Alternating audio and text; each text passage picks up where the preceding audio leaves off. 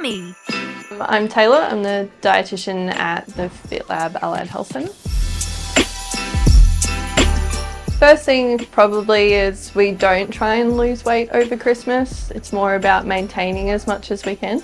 Generally a lot of it comes down to picking what you're grabbing food-wise. So we still aim to have veggies and salads on your plate, and if we can do that, it means you're having a bit less of the other things. Some other sort of strategies are trying not to stand in front of the platters.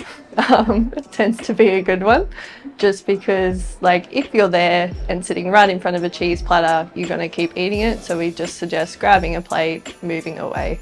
Enjoy your food, use smaller bowls and plates if needed, but Christmas is a time to celebrate, and a lot of that is around food. It's perfectly fine to get carried away at Christmas. Don't beat yourself up. It's just part of the situation, and a lot of us have been doing that for most of our lives as well. So if you're trying to change things now, great, but if you do get carried away, that's okay too.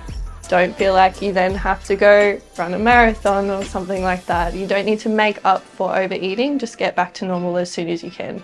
And that's where the healthy relationship with food comes in. You can overdo it some days, but you just get back on track as soon as you can, and it's all good.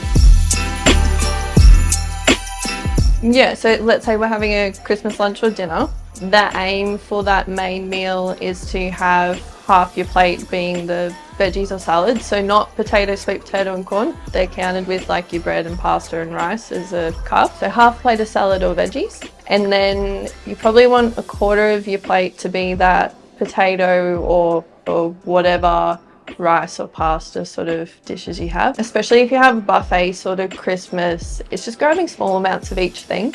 And then at dessert, I honestly just recommend grab a small bowl, put little bits of anything you want to try in there, just small amounts. Add a bit of fruit so that you're having a little bit less of the high sugar stuff.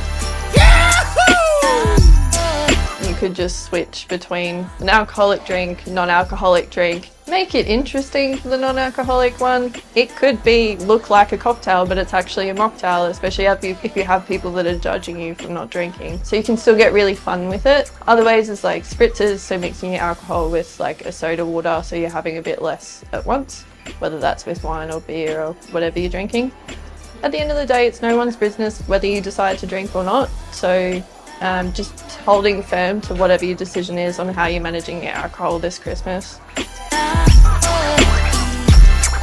Things like biscuits and rumbles and things like that, we can definitely change up the type of flour. So use like a wholemeal flour, or I made a recipe with someone the other day that instead of using a tin of condensed milk, we're like, let's try it with the sultanas or a couple of dates and a little bit of golden syrup rather than a full tin of condensed milk. You can also switch things, like if something has sour cream in it, you can use like a natural yogurt instead, and it's lower in fat, so better for your cholesterol.